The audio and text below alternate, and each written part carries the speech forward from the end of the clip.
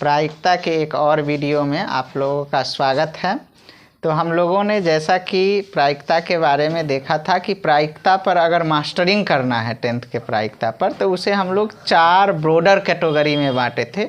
सिक्का वाला, पासा वाला और फिर ताश वाला और थैला वाला। उसमें हम लोग बात किए थे कि सिक्का वाला पर बात करेंगे।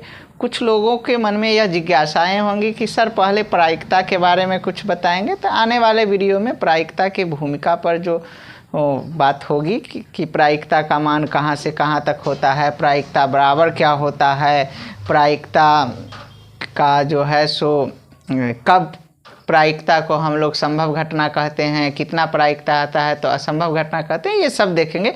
फिलहाल हम कहे थे कि इस वीडियो में सिक्का वाला पर बात करेंगे। तो प्रायिकता में सिक्का वाला में हम लोगों को पढ़ना है एक सिक्का की उछाल में क्या घटनाएं आएंगी, 2 सिक्का के उछाल में क्या घटनाएं होंगी और 3 सिक्का के उछाल में क्या घटनाएं होंगी। तो सबसे पहले एक सिक्का की बात करते हैं। जैसे कि पिछले वीडियो में मैंने बताया था कि एक सिक्का की उछाल में आपको हेड आने की प्रायिकता पूछे या टेल आने की प्रायिकता पूछे, उसका मान 1/2 होगा।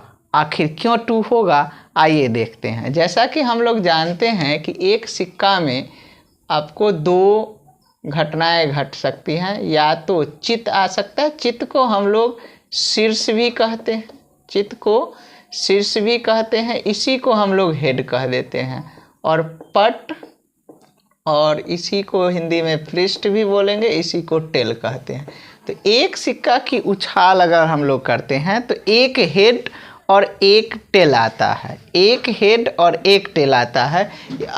अर्थात हमें कुल घटना की अगर बात करें, कुल घटना की हम लोग बात करें तो कुल घटना हमारा क्या होता है, तो कुल घटना हमारा होगा एक हेड और एक टेल यानी 2। तो कुल घटना 2 होगा।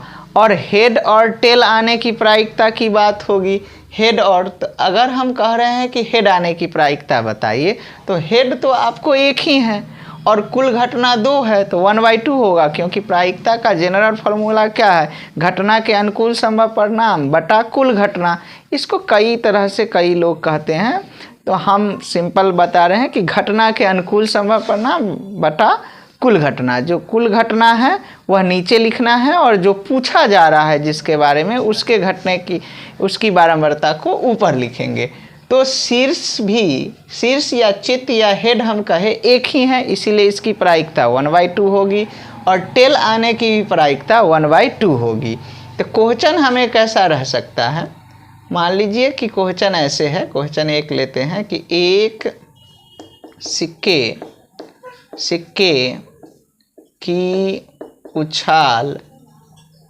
उछाल में, एक सिक्के की उछाल में चित आने की प्रायिकता ज्ञात कीजिए। तो हम लोग जैसा कि जानते हैं कि एक सिक्का को जब हम लोग उछालते हैं तो एक हेड आता है और एक टेल आता है। तो कुल घटना हमारे पास क्या होगा, कुल घटना हमारे पास 2 होगा, एक हेड और एक टेल। और चित आना यानी हेड आना, तो घटना के अनुकूल संभव परिणाम हमारे पास कितना है, घटना के अनुकूल संभव परिणाम, तो घटना के अनुकूल संभव परिणाम हमारे पास कितने हैं, सिर्फ चित आने की बात किया है, चित को हेड कहते हैं, एक है। तो वांछित प्रायिकता हमारा क्या हो जाएगा, वांछित प्रायिकता का फॉर्मूला होता है घटना के अनुकूल संभव परिणाम बटा कुल घटना। तो घटना के अनुकूल संभव परिणाम हमारे पास 1 है और कुल घटना 2 है, तो इसलिए 1/2 होगा। इसी प्रकार अगर दूसरा प्रश्न मैं आपसे यह पूछ दूं कि एक सिक्के की उछाल में पट आने की प्रायिकता क्या होगी, फिर भी 1/2 ही होगा। तो जनरली यह क्वेश्चन ऑब्जेक्टिव में पूछा जाता है और आपको ऑप्शन चूज करना रहता है। इसीलिए मैं विद्यार्थियों को यह पढ़ाया कहा करता हूँ कि अगर एक सिक्का की उछाल में प्रायिकता पूछे तो हेड पूछे या टेल पूछे, आपका आंसर 1/2 ही होगा। तो मैं सोचता हूँ कि एक सिक्के की उछाल आपको याद हो गया होगा। एक सिक्के की उछाल में हेड आने की प्रायिकता पूछा जाए या टेल आने की प्रायिकता पूछा जाए, आपका जवाब 1/2 ही होगा। अब बात करते हैं हम लोग दो सिक्कों की उछाल में क्या क्या घटनाएं घटती हैं, क्या क्या हो सकता है। हम बनाएंगे टाइम। तो आइए, दो सिक्कों की उछाल में क्या क्या घटनाएं होंगी। सबसे पहले दो सिक्कों को एक बार जब हम उछालते हैं तो देखते हैं कुल घटनाएं क्या होगी। तो दो सिक्का को जब हम लोग एक बार उछालेंगे तो पहले एक सिक्का के बारे में सोचते हैं। एक सिक्का को एक बार उछाले तो एक हेड एक टेल आया, और दूसरे सिक्का को भी फिर हम लोग उछालेंगे तो एक हेड एक टेल आएगा। इस तरह हम कह सकते हैं कि दो सिक्का को एक बार उछाला जा रहा है तो किसी एक सिक्के पर हेड आ गया, एक सिक्के पर टेल आ गया।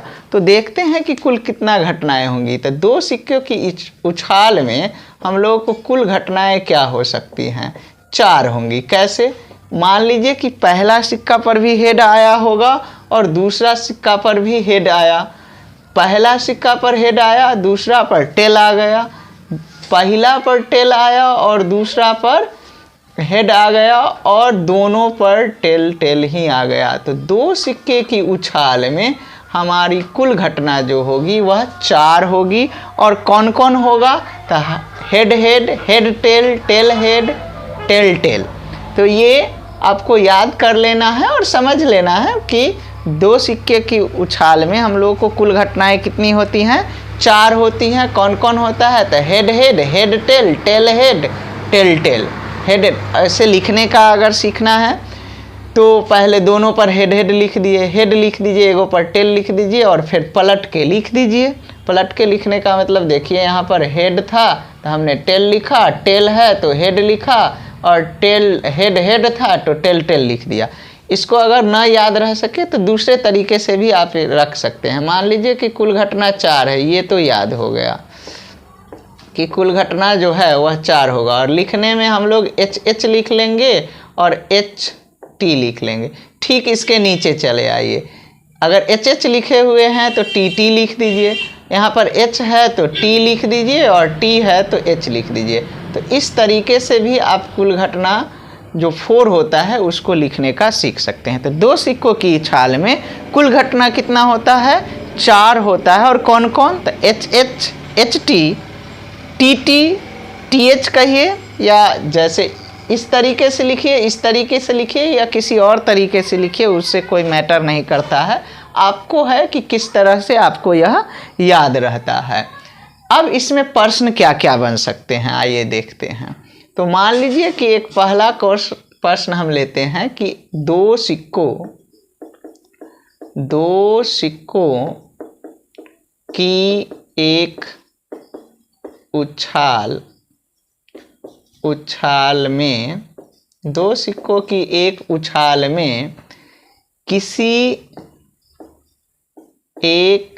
दो सिक्कों की एक उछाल में कम से कम एक चित यानी कि हेड आने की प्रायिकता ज्ञात कीजिए।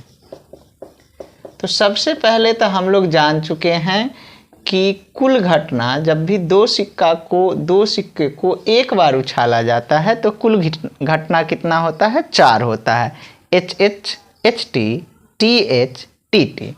तो कुल घटना हमारा क्या होगा? कुल घटना हमारा होगा H H, H T, T H, T T. तो कुल घटना हमारा क्या हो जाएगा? 4 हो जाएगा। अब हम लोग को घटना के अनुकूल चाहिए, तो क्या पूछ रहा है? कम से कम एक चित होने के। तो घटना के अनुकूल संभव परिणाम बराबर कम से कम एक, यानी कि अधिक से अधिक हो जाए फिर भी हम लोगों को कोई दिक्कत नहीं है। तो कम से कम एक, तो देखिए पहला जो कंडीशन है, फर्स्ट जो केस है, स्थिति है, उसमें एक हेड तो है, तो इसको हम लोग ले सकते हैं, ठीक है। दूसरा जो स्थिति है उसमें भी एक हेड है, तो इसको भी ले सकते हैं। तीसरा में भी एक हेड है, तो इसको भी ले सकते हैं। इस तरह हम लोगों को घटना के अनुकूल संभव परिणाम कौन कौन हो गया। एच में एक हेड है, क्योंकि कम से कम कह रहा है। कम से कम जब भी कहे तो आपको कम से कम उसको लेना है, और उससे अधिक हो जाए तो कोई बात नहीं है। फिर एच टी है और क्या है, टी एच है। तो हमारे पास घटना के अनुकूल संभव परिणाम यानी जो पूछ रहा है वह क्या है, उसकी संख्या 3 है। तो वांछित प्रायिकता बराबर क्या हो जाएगा, वांछित प्रायिकता बराबर हो जाएगा हमें घटना के अनुकूल संभव परिणाम बटा कुल घटना। तो घटना के अनुकूल संभव परिणाम 3 है, तो 3, और कुल घटना हमारे पास 4 है, तो 4, 3/4। अब इसको अधिक, इसी प्रश्न में अगर अधिक से अधिक रहता तो हमारा प्रायिकता क्या होता कि अधिक से अधिक एक चित्त हो, अधिक से अधिक एक चित्त हो, यानी एक से ज़्यादा चित्त ना हो। तो जब कुल घटना को देखेंगे यहाँ पर, तब हमारा कुल घटना तो 4 है, और हमेशा याद रखिए कुल घटना को नीचे लिखना है, हर के रूप में लिखना है। जो पूछा जाएगा उसको ऊपर लिखना है। तो हम प्रश्न क्या बोल रहे हैं कि अधिक से अधिक एक चित्त हो, यानी उससे अधिक नहीं होना चाहिए, अधिकतम एक चित्त हो। तो हम लोग कौन लेंगे ये देखना है। उससे पहले हम लोग देखते हैं कि ठीक एक चित्त हो, ठीक एक चित्त हो। तो हम लोग देखेंगे तो ठीक एक चित्त आने की अगर प्रायिकता निकालनी रहेगी तो ठीक एक चित्त कितने स्थिति में है, 2 ही स्थिति में हमारा ठीक एक चित्त है। सर इसको क्यों नहीं लीजिएगा, क्योंकि यहाँ पर तो 2 चित्त है और हम कह रहे हैं कि ठीक एक चित्त आने की प्रायिकता, तो इसीलिए इसको नहीं लेंगे। सर इसको क्यों इस वक्त नहीं लेंगे, क्योंकि इसमें एक भी चित्त नहीं है, और क्वेश्चन में हम क्या कर रहे हैं कि ठीक एक चित्त आने की प्रायिकता। तो हमारा क्या हो गया, एक चित्त आने वाला 2 ही केस है जिसमें एक चित्त यानी कि हेड आ रहा है। तो हम लोग को हो जाएगा 2/4, और उसको काट देंगे तो 1/2 आंसर हो जाएगा। इस तरह इसमें से हेर फेर करके कई क्वेश्चन जो हैं सो बनाए जा सकते हैं। तो अब हम लोग जो हैं सो 3 सिक्का वाला क्वेश्चन को देख लेते हैं। कोई दिक्कत होगा तो कमेंट में बताइएगा, और फिर से इसको और अच्छी तरह से बताया जाएगा। यहाँ पर हम सिर्फ आपको इंट्रोडक्शन की तरह पर दे रहे हैं। प्रीवियस ईयर क्वेश्चन पर चलेंगे तो उसको और विस्तार से जिस टाइप का जितना क्वेश्चन रहेगा सब देखेंगे। तो आइए अब 3 सिक्के वाले देखते हैं। तो सबसे पहले फिर उसी प्रकार हम लोग देखेंगे कि 3 सिक्कों की उछाल में कुल घटना क्या होगा।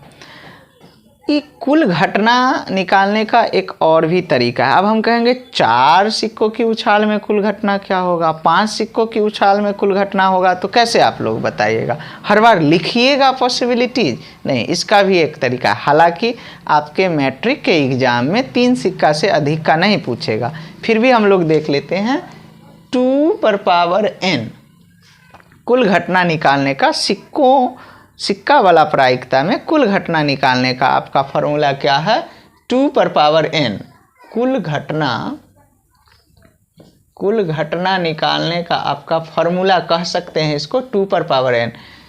अब जैसे कि हम लोगों ने एक सिक्का, यहाँ n क्या है, सिक्कों की संख्या है, n क्या है, सिक्कों की संख्या है। 2 क्यों है, क्योंकि एक सिक्का में 2 घटनाएं घट सकती हैं, या तो हेड आ सकता है या टेल।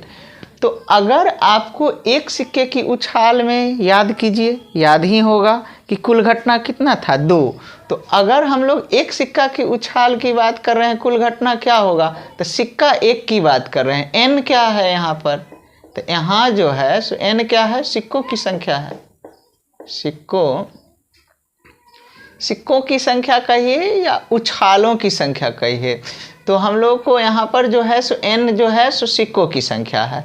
तो एक सिक्का की संख्या है तो 2n सिक्कों की संख्या है, तो 2 दे दिए तो 2। तो याद कीजिए कि एक सिक्का को उछाले थे एक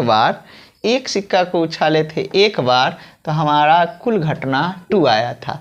2 सिक्का को हम लोगों ने उछाला था एक बार। अभी हम फिर एक पर विशेष जोर दे रहे हैं, इसमें भी कुछ बातें हैं, उसको बाद में समझाते हैं।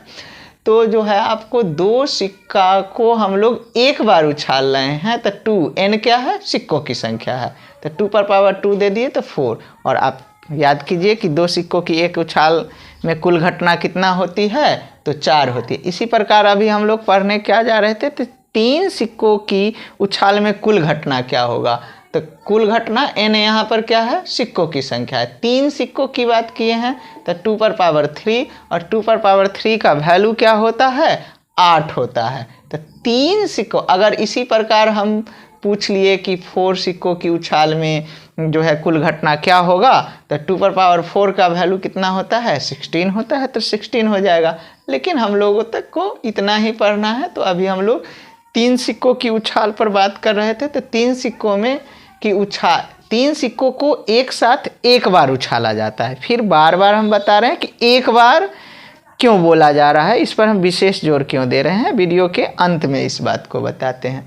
तो हम लोग अब जान गए कि 3 सिक्कों की एक उछाल में कुल घटना कितना होगा, 8 होगा। तो अब जो है सो हम लोगों को देखना है कि 3 सिक्कों की एक उछाल में कुल घटना 8, अब कैसे, कौन कौन होगा, तो इसको भी लिखने का तरीका देख लेते हैं।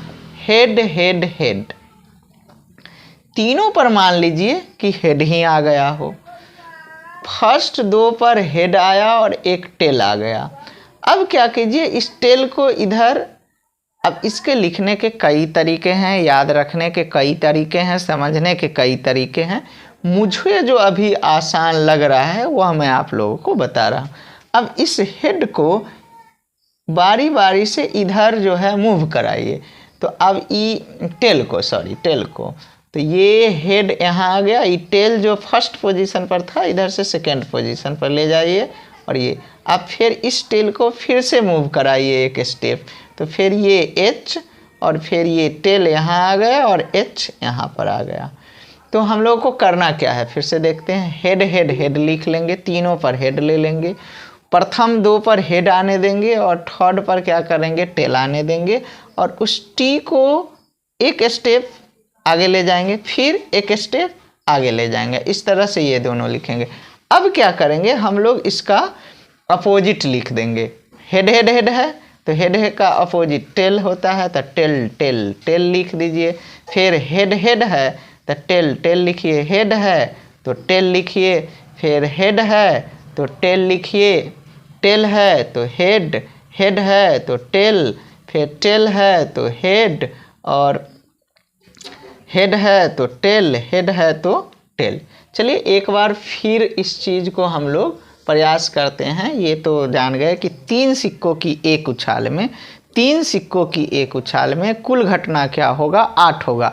लेकिन कौन कौन होगा उसको फिर से एक बार लिखने का प्रयास करते हैं।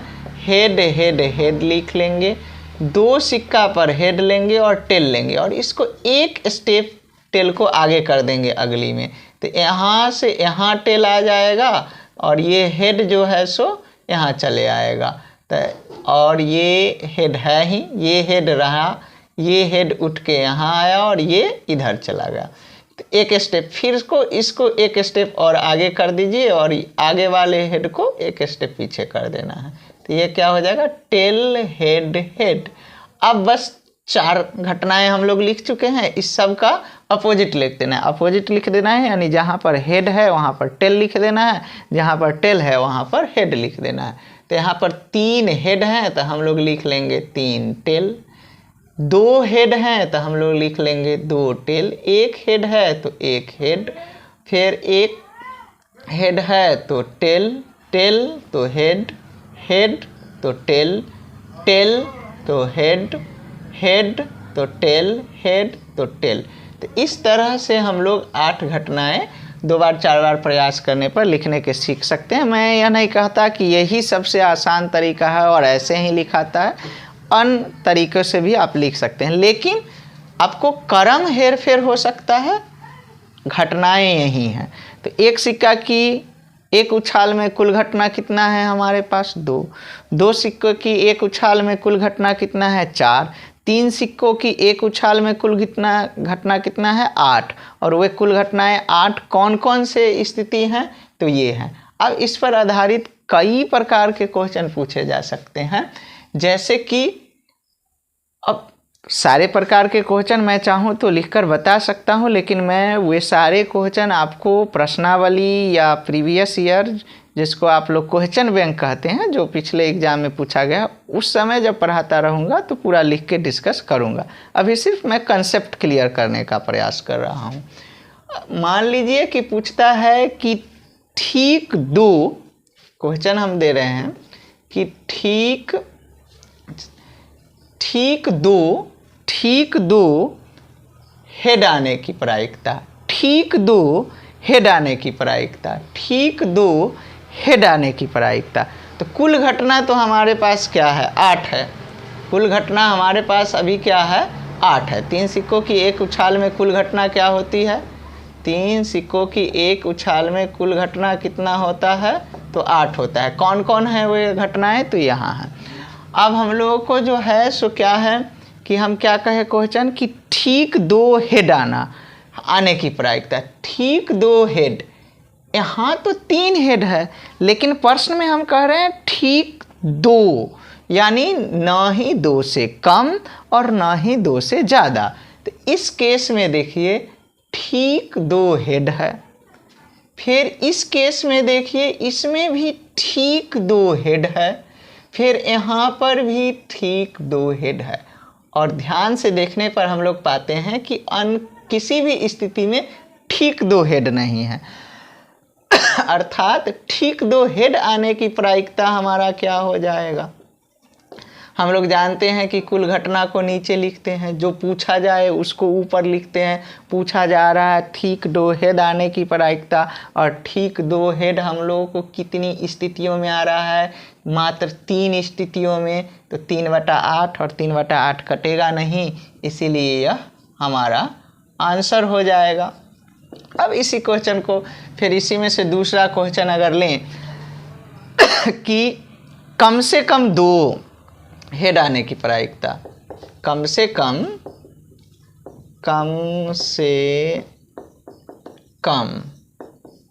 2 चित्त हेड आने की प्रायिकता निकालना है। तो कुल घटना तो 8 ही रहेगा, क्योंकि 3 सिक्के की उछाल में हम लोग पढ़े हैं, 3 सिक्के की उछाल में कुल घटना कितना आता है 8 आता है। और कौन कौन आता है ये प्रैक्टिस कीजिएगा, लिखने का दूसरे तरीके से भी सीख सकते हैं, लेकिन ये लिखने आना चाहिए ताकि ये आसान हो सकता है। चलिए, तो अब कम से कम 2, पिछले 2 सिक्का वाला हम लोग देख रहे थे क्वेश्चन, उसमें भी हम लोगों ने देखा था कम से कम में क्या है कि कम से कम 2 तो होना चाहिए। अधिक से अधिक आ जाए फिर भी कोई मायने नहीं रखता है, कम से कम 2 आना चाहिए। तो ये फर्स्ट स्थिति में देखिए कि यहाँ भी 2 तो है, कम से कम 2 तो है, अधिक से अधिक हो जाए उससे कोई, यहाँ भी 2 है, यहाँ भी 2 चित्त या हेड हैं हमारे, यहाँ भी है। अब देखिए इसमें एक भी नहीं है तो नहीं लेंगे, इसमें एक ही है और हमको चाहिए क्या कम से कम 2 चाहिए तो नहीं लेंगे, इसमें एक ही है नहीं लेंगे, इसमें एक ही है नहीं लेंगे। तो हमारे पास अब घटना के अनुकूल समय परिणाम कितने हुए, कम से कम 2 चित्त कितने स्थितियों में आ रहा है, तो 1 2 3 4 स्थितियों में हम लोगों को कम से कम 2 हेड आ रहा है। तो फिर से प्रायिकता हमारा क्या हो जाएगा, तो प्रायिकता हमारा क्या हो जाएगा 4/8 हो जाएगा। इसको काट देंगे, 4 इकाई 4, 4 दूना 8, तो 1/2 हो जाएगा। चलिए एक क्वेश्चन और देख लेते हैं। क्या सर इतना ही 2 मार्क्स में पूछेगा तो इस तरह से लिखेंगे? नहीं, अगले वीडियो में जब प्रीवियस ईयर या प्रश्नावली को सॉल्व करेंगे तो उसमें प्रॉपर तरीके से मैं लिख कर बताऊँगा कि कैसे लिखना है। फिलहाल अभी कंसेप्ट क्लियर कर रहे हैं। अब हम कह रहे हैं कि कम से कम 2 चित्त कहे थे, अब हम कहते हैं कम से कम 1 चित्त। जिस प्रकार चित्त वाला बता रहे हैं उसी प्रकार जो है पट वाला हो सकता है, टेल वाला भी हो सकता है। तो कम से कम 1 चित्त आने की प्रायिकता पूछा जा रहा है। तो 3 सिक्कों की उछाल में कुल घटना कितने होते हैं 8, 3 सिक्कों की उछाल में कुल घटना कितने होते हैं 8, 3 सिक्कों की उछाल में कुल घटना कितने होते हैं? 8। और तो 8 कुल घटना है तो वो तो हर के रूप में रहेगा। प्रायिकता हम लोग को निकालना है तो कुल घटना तो हमेशा हर के रूप में रहेगा, नीचे लिखाएगा। अब कम से कम 1, यानी अधिक से अधिक हो जाए तो कोई दिक्कत नहीं है, हम लोग को 1 से कमना नहीं चाहिए। तो देखिए यहाँ पर 1 हेड है, यहाँ भी 1 हेड है, यहाँ भी 1 हेड है, यहाँ भी 1 हेड है, यहाँ एक भी हेड नहीं है तो इसको नहीं कंसीडर करेंगे, नहीं लेंगे। यहाँ भी 1 हेड है, यहाँ भी 1 हेड है, यहाँ भी 1 हेड है। तो अब हम लोगों ने देखा कि कितनी स्थितियों में हमारे पास 1 हेड आया। 1 2 3 4 5 6 7, 7 स्थितियों में 1 हेड आ रहा है, कम से कम 1 हेड। अधिक से अधिक है तो दिक्कतें नहीं हैं। इसमें एक भी हेड नहीं है इसीलिए नहीं लिए हैं। तो 7/8 ये हमारा आंसर हो गया। तो सिक्कों वाला जो प्रायिकता है उसका कंसेप्ट क्लियर करने का मैं प्रयास किया हूं, और अगले वीडियो में प्रॉपर क्वेश्चन के साथ कैसे लिखेंगे, एग्ज़ाम में कैसे आता है उसके साथ इसको देखेंगे। उसके बाद जो है सो पासा वाला या थैला वाला या ताश वाला में से किसी को देखेंगे। मैं बार बार कहता हूं कि पहले कंसेप्ट क्लियर कर लीजिए, उसके बाद प्रॉपर तरीके से देखेंगे, और प्रायिकता में कोई दिक्कत होने वाला नहीं है, बहुत ही इजी मैथ का चैप्टर है। थैंक यू, मिलते हैं अगले वीडियो में।